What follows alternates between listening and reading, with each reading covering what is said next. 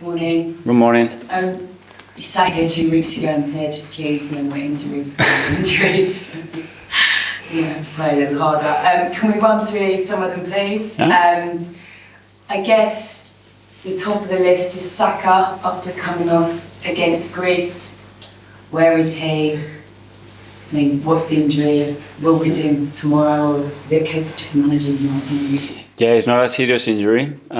He's evolving really well. He's done a few things in the last 2 days. Obviously, he wasn't fit enough to play with the national team the second game. But yeah, we are hopeful. We have a training session this afternoon. He did some bits yesterday. So let's see if he can make it on time. Okay, I know you don't like doing injury list, but there's obviously quite a few more. Havertz, first of all, because was that precautionary that he wasn't with Germany and is it good to go? Yeah, he had a few issues and we've been dealing with that. He's been absolutely brilliant. He has very good communication with the national team, with the manager. And they understood the situation. Obviously, we have modified everything that we could do here. And again, if he trains well today, he's got a good chance to be fit and available. And Martinelli, is that the same? Well, with Gabi, he landed yesterday afternoon here. So we had very short time to be with him. Yesterday, he went outside to do a little bit and see how he's feeling. And again, today will be another step and understand whether we want to take the risk if he's fit, because I know what the player is going to say and he's going to be fit for sure. Some of the others coming back as well, just wondered about progress on Odegaard. There's been lots of conflicting reports about where he is. Well, I think he's not going to be fit for this game. Next week will be a different story. But again, in that later stage of the rehab where he is at the moment, because he's doing already a lot of stuff, he needs to clear some markers, he needs to clear certain things, he needs to be comfortable doing, especially with the ball. And I think next week will be crucial to understand how close he is. And the last on the bunch, I guess, White, Timber, Zinchenko, any of them back in here? I told you there was a lot. They are quite close, the three of them. Again, today we're gonna have to try and push and see who it is, because obviously we are a bit stronger with the numbers, especially in our right side. But hopefully we have some positive news today and we'll have some players back for tomorrow. Just want to ask you a bit about Kai Havertz. I sat down with him a couple of weeks ago and he talked about the Bournemouth game and the moment when Odegaard handed him the ball, and I think Odegaard described it as a beautiful moment, and you said, I believe this is the start of something, and he said from that day onwards it sort of flipped a bit of a switch in his brain, and it gave him a level of confidence that he's been able to sort of move on and grow as a player and a person. And I wondered, the biggest change you've seen him in that time, did you ever imagine he'd get to this point from the point of where he was? Probably not, but I think that was a turning point for sure. I think the players took ownership, which is the best thing, and they decided to do something for the player. So that straight away made him feel special, it made him feel respected, admired, that everybody was willing and wishing the best for him. He delivered. That day, I think the connection towards the supporters went to a different level as well, and everything started to click. And since then, well, the story is unbelievable. His involvement in every match, in what he produces to help us to win matches, is incredible, and it's very positive, obviously. When I spoke to him, we talked about some of the words he got around the place, like courage and resilience and respect and those sort of things. And he sort of said he really feels like he embodies all of those things. He feels like he embodies what this club is about. Absolutely. I think it's an amazing role model, the way he behaves every day, the way he is as a person, the way he lives his life, how much he loves to play football, to compete. And part of that at the league level is to handle and manage difficult situations, and I think he's an amazing example of that. Just finally, big news obviously this week of Thomas Tuchel's appointment. Yeah. I've wondered what your reaction was, given that a number of your players hopefully will be playing under him, what they might get from a coach like him. Wow, they're going to learn a lot. I think he's one of the best coaches in the world, in my opinion, without a doubt. His experience is the way his teams are set up. And yeah, very exciting times. I spoke to a few of the players. Straight away they had a smile in their faces. That's always a good sign.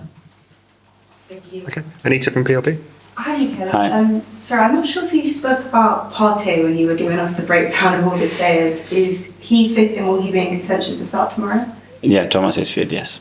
And going back to Kai Havertz and signing him, obviously the fans weren't so convinced at the start with him not being able to contribute with goals. How vindicating is it for you and your team to identify a player of his potential and to now get him performing the way he is? Well, that was the idea because we believed that he could do it. He could bring to the team certain things that we didn't have, certain qualities that we were certainly lacking. But it was a big question mark because he wasn't producing what we required as well at that level a year ago or 2 years ago. But we believe with changing the environment could affect him in a really positive way. Every conversation that we had with him, it was very reassuring that, you have a player that is going to try his very best to try to accomplish the objectives, and then you have to make it work. And it was a difficult start, and at the moment we are in a great place. Your defence has had so much plaudits both this season and last season, but you haven't managed to keep a clean sheet in the last 3 Premier League games. Are you concerned about that? Well, especially the way we concede certain goals with the little things that we have conceded to concede those goals. So there are room for improvement there. It's about being very consistent and making sure that we play with that level of urgency and cohesion and focus in every action because in the last few games, especially at home, the way we concede the goals, I wasn't very happy about. And finally, for me, Bournemouth, a different perspective this season without Dominic Solanke. Only 2 wins so far from the opening games, but what do you feel is their biggest threat? Well, they are very well coached. They are super intense team, really, really competitive, very clear idea what they want to do it. They should have very different results, in my opinion, to some of the things that they have, especially against the big teams and away from home. But yeah, it's going to be a big challenge. As the international break, going to a place like them, with the courage, with the intensity, with the purpose that they play, we have to be at our best tomorrow. Thank you. Ian Top-Sport. Mikel, how are Hi, you? yeah, good, thank you. Thomas Tuchel, you described as one of the best managers in the world when asked about getting the England job. Pep Guardiola was linked with it as well, one of the best managers in the world. Is it, for you, what does it say about the coaching by English coaches in this country that they couldn't find an English coach to rival those two? I understand the opinions and the feelings, obviously, but that's a responsibility for the FA to say, okay, the first filter is only English managers, or the filters is any manager from any country, and we select the best for the moment that we are in right now. And I understand that it can feel sad for some people not to have an English manager there, and the history tells you as well how important this could be. But I think I would take a lot of pride that a lot of managers, a lot of people would do anything to become the England manager. And that's related to, as a foreigner, how we are treated in this country. You know, how much we love the passion, the respect, the history, and the way things are done in this country. And that's some stage, and I can say personally that you feel so related to where you are, even you are not from here. And I think that's a huge thing that I think very little countries can say that. I mean, you've been here so long that you're kind of English. If one day... Certainly, I look English, especially in July. If one day you were to be an international manager, would you say to yourself, because I'm Spanish, I only want to manage Spain? Or would you... No, I tell you right now, you know, the feeling that I have, for me, this is like home. I've been here 22 years, you know, and I have that feeling towards it because I always feel respected, you know, I always feel welcome and I always feel inspired by this country, by the legacy and the history of football and how you get treated daily. And that's something that as a country, I think you guys have to be so proud about. Finally, it's a long way down the line, but maybe one day Jack Wilshere could be an England manager. You brought him into the coaching staff here. We, not me. We did it as a club, and I think it's been phenomenal. Yeah. How good is he? And if reports are to be believed, he might be heading for a new challenge. How good can he be? He's been great. Obviously, everybody knows about the career, about his character, and he's a really special personality, you know, and his attachment to the football club is unique. He had it, he has this aura, his charisma, his way to connecting with the club and the people, and since he came here, he had a real impact, because he's been an inspiration for the kids because of his history with the club and the way he did it, in the manner that he did it, and what comes next, that's his decision and the club as well. Art Athletic. Hi, Mikel. I was just wanting to take you back to something you said in pre-season about almost sequencing kind of game plans for specific opponents that come up that's similar to each other in a period of time. And I found it interesting at the time. I was just wondering if that's actually been able to come into play this season, how that's kind of gone. Yeah, well, we try to plan in the international breaks what we're going to have next, and what are the similarities of those things, and with the limited time that we have, okay, what are the patterns, what are the things that are going to be efficient, you know, that we can work on in the majority of the matches. For the next one is a bit different to the previous one, especially because you play certain games at home and then away, and the sequencing is a bit different. But it's true that the weeks are gonna look different. We have more -2s and -1 to train comparing to the previous one. So yeah, adapt. In terms of that efficiency, has that been a different challenge for you this year, or is it something you and your coaching staff are kind of used to now?